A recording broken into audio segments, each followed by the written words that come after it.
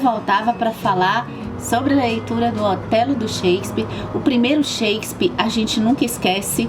Eu não sei se foi assim com vocês que leram o Shakespeare já, mas para mim eu acho que essa experiência de ler o Otelo já tô contando como inesquecível, porque eu tô me divertindo muito e promessa cumprida, porque eu não sou muito de metas, eu sou muito aversa a essas formas de sistematização de leituras para mim, para o meu caso.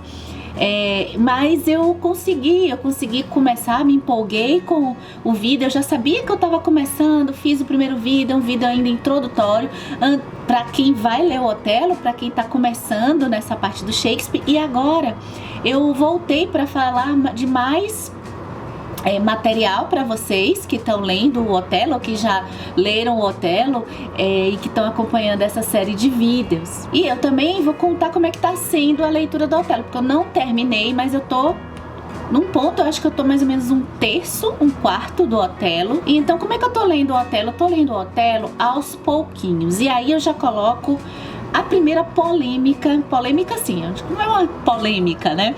Mas assim, uma certa contradição com a forma de se ler teatro. A gente conversou aqui em um vídeo sobre diversos assuntos na parte da leitura. Um vídeo sobre o livro A Arte de Ler, do Émile Faguet.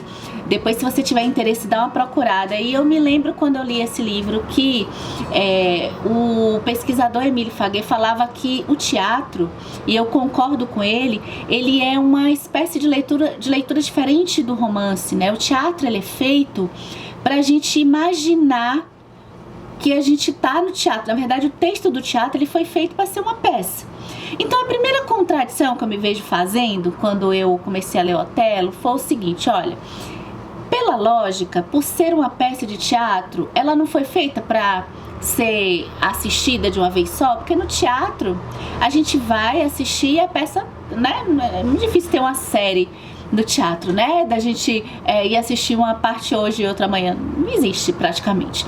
Então ela é feita para ser assistida de uma vez só. Então, pela lógica, eu pensei assim, eu poderia sentar e ler o Otelo de uma vez só, uma manhã, uma tarde, uma noite, que seja. Só que não foi isso que eu fiz. Talvez isso seja um erro, talvez seja.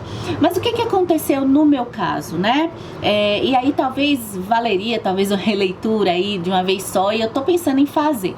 Porque assim, eu tô querendo degustar esse momento ao máximo, e eu tô curtindo muito. Tem tempo assim que eu não tenho uma leitura tão sublime quanto essa que eu tô tendo. Então eu tô lendo o Otelo, fazendo talvez até um pecado, mas eu tô lendo como se fosse uma novela.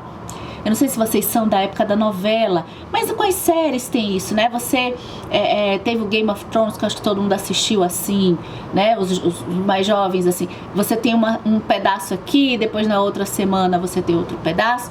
O único problema é que o Otelo, ele não foi feito... Eu acho que não foi feito para ser lido assim, né? Na verdade, ele foi feito para ser encenado, inclusive. Mas, enfim, eu tô curtindo e eu vou me deixar cometer esse deslize. Vai ficar registrado nesse diário aqui para vocês. E o que mais eu andei fazendo, né?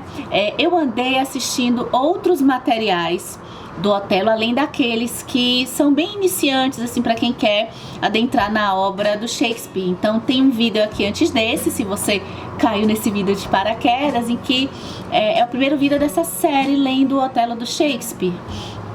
Então eu assisti mais coisas. Aí o que aconteceu?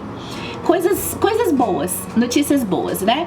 Eu assistindo, o canal que eu descobri que por um acaso, acho que eu comentei no vídeo, né? Que eu sou colega de um curso sobre o Estrangeiro do Camus, que a gente tá fazendo dia de sábado. Eu sou colega da Valéria, que tem esse canal Revelando Shakespeare. E eu simplesmente tô devorando esse canal Revelando Shakespeare. Assim, claro, né? Como a gente tá trocando todas as informações aqui, vocês trocam as informações nos comentários desse vídeo do YouTube, que eu adoro, né? Vocês são ótimos, vocês me dão dicas e eu tô aqui dando também as dicas pra vocês. Esses vídeos, né? Todas essas referências, elas vão ficar também em uma playlist.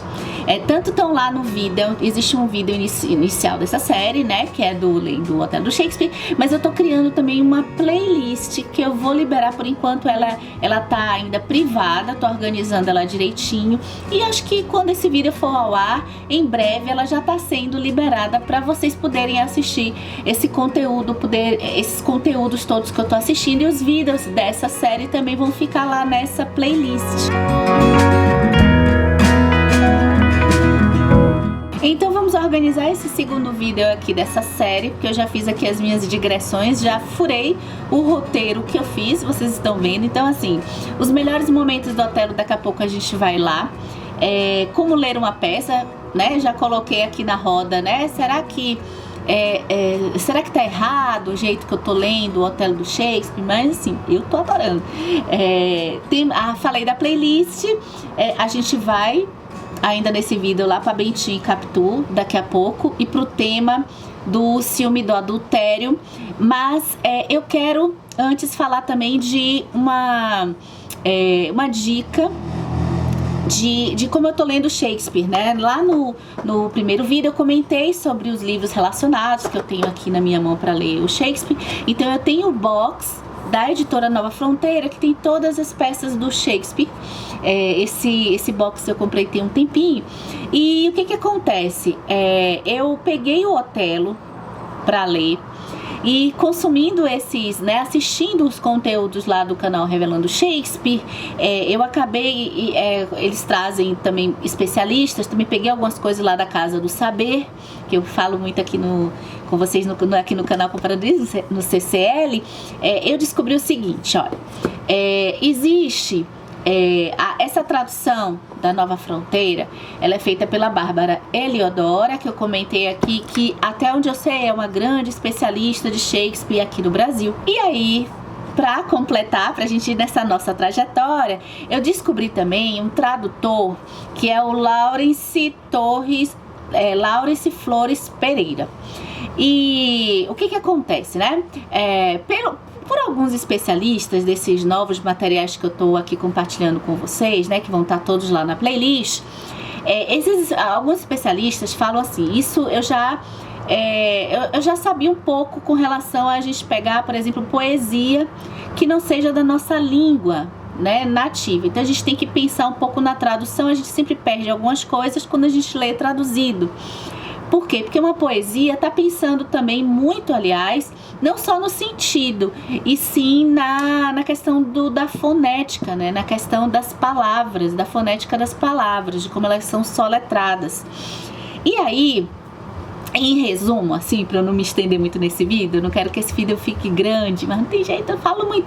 Mas assim, os especialistas falavam que a tradução, né, de outros tradutores aqui, acredito que incluindo a Bárbara Eliodora, iria prezar um pouco pela fonética na hora de traduzir. Então a escolha das palavras para a nossa língua portuguesa iria priorizar, focar mais a parte da fonética, porque é feito para ser ensinado também, e tem que ter isso.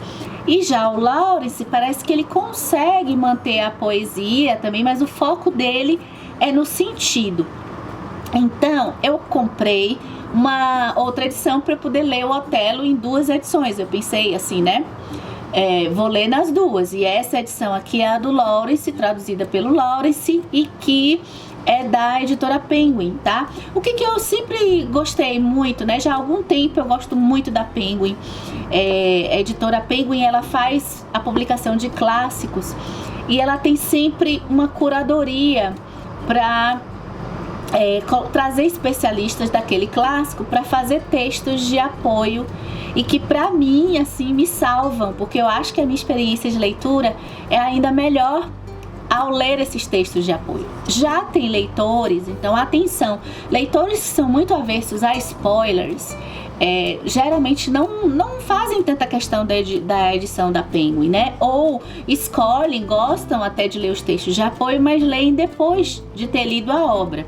Eu tanto gosto das edições da Penguin, quanto também eu gosto de ler os textos de apoio, na maioria das vezes, antes de ler a obra. Às vezes eu leio no meio, e raramente, acho que eu nunca li o texto ao final, a não ser que o que acontece é ter textos ao final da obra. Não me lembro se a Penguin aconteceu isso, normalmente os textos são no começo, tá?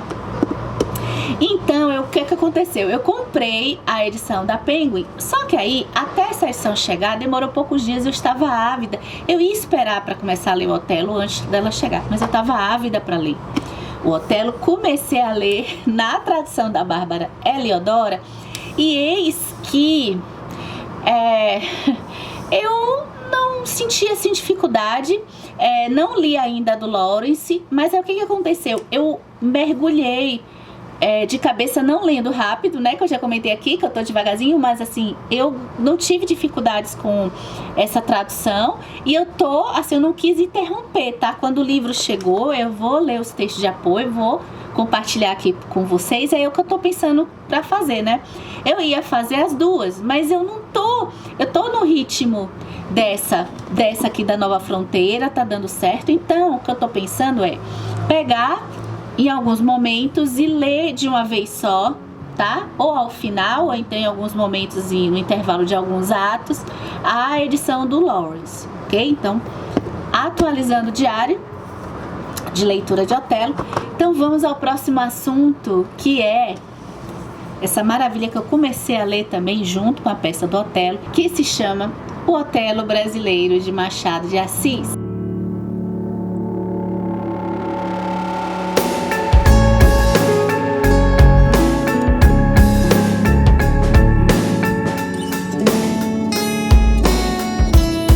Então, gente, olha, a leitura do Otelo que eu tô fazendo, meu caminho pro Shakespeare, ele tá com a mão dada com o Machado de Assis, tá? E aí, como eu mostrei, né, que eu tinha uma literatura de apoio que eu tinha aqui, que eu ia lendo aos pouquinhos, junto com a leitura da obra do Shakespeare, eu já comecei o livro da Ellen Cadwell. Entre as pessoas que estudam o Machado de Assis, ou até os mais curiosos do Machado de Assis, a Ellen Cadwell é muito famosa. Por quê? Porque ela foi uma pesquisadora de lá dos Estados Unidos, né, do estado da Califórnia, que foi a primeira, pela academia, né, ela foi a primeira a trazer uma nova interpretação para o Dom Casmurro do Machado de Assis. Até a década de 60, as interpretações dos pesquisadores das obras do Machado não viam a possibilidade de não confiar em Bentinho e não confiar no narrador. E a Ellen trouxe a pesquisa dela, e aí tudo, acho que foi assim, eu acho que mais do que uma pesquisa na área de literatura, na minha opinião. Acho que é até uma ação de propósito político, não que ela tenha tido propósito político nem nada do tipo, mas a ação dela, eu acho que muda, não que aqui não tivesse pesquisadores que pudessem ter também essa visão no futuro, mas o fato dela ter feito isso lá na década de 60, que na minha opinião eu acho até que demorou, né? Mas isso mostra como nós somos como sociedade, né? Como que muitas vezes o olhar de fora, às vezes o olhar até de uma mulher pode trazer outras interpretações que não tinham sido percebidas até aquele tempo. E eu tô lendo exatamente a pesquisa da Ellen e tô simplesmente apaixonada. Eu tinha vontade de pegar esse livro e fazer vídeo aqui conversando com vocês capítulo a capítulo, mas não seria justo. Essa análise, essa crítica aqui, ela merece ser lida também, né? Então, logo no primeiro capítulo, a gente já tem uma ideia bem geral, primeiro, né, da análise da Ellen da obra. Ela vai narrar a obra Dom Casmurro sobre essa perspectiva do narrador. A narrativa dela é excepcional. Eu gostei porque ela traz elementos que eu não tinha pensado. Aliás, aqui esse livro todo tem diversas análises que eu não tive, eu só fiz uma leitura do Dom Casmurro, então eu não tinha pensado nos aspectos que ela traz aqui. E o melhor de tudo, dentro do nosso contexto aqui, é pensar nessa comparação, digamos aqui, a nossa precursora do canal Comparando Livros é a Ellen Cadwell, porque ela está o tempo todo comparando com o Otelo, mas no sentido de fazer a associação. Ela tem uma hipótese de que o Machado, ele pegou a obra do Otelo E ele fez aquele caldeirão, assim, sabe que o Tolkien fala, tal caldeirão de histórias.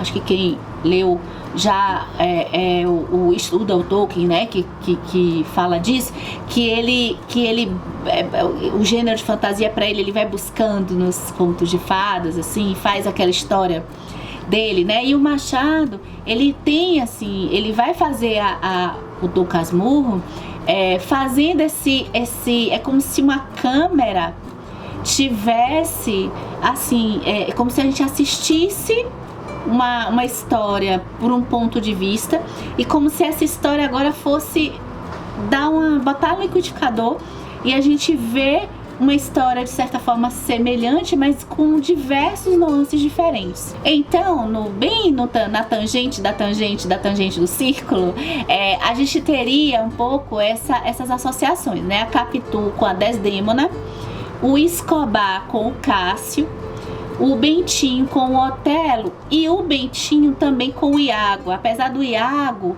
estar relacionado também ao José Dias, que é o agregado da família, mas a Ellen Cadwell vai explicar que é como se fosse o começo da pontinha do Iago ali.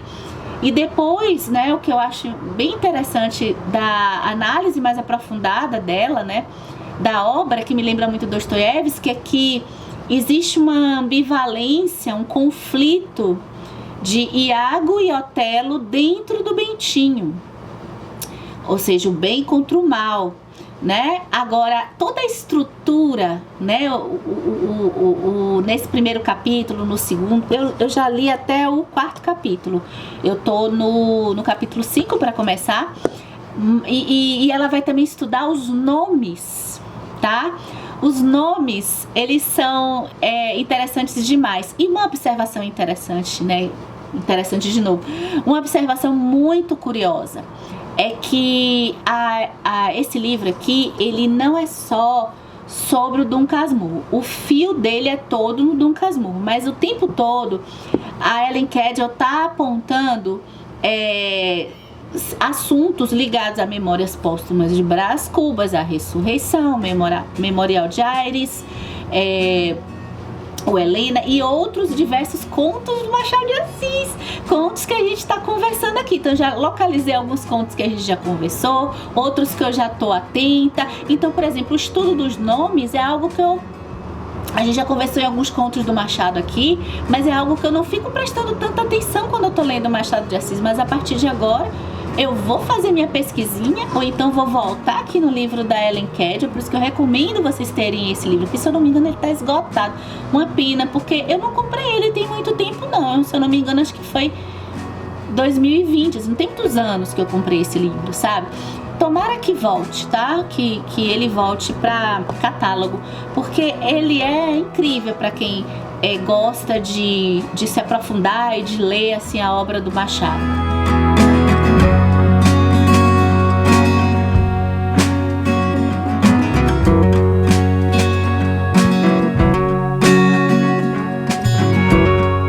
Então, uma coisa interessante que ela faz, assim, para dar uma pitada para vocês, é o nome do Bentinho, por exemplo. Ela vai pegar o nome do Bentinho completo e uma pitadinha aqui para vocês. Então, assim, o Santiago, né, com essa possibilidade, hipótese de ser a mistura do Santi, né, do santo, com o Iago.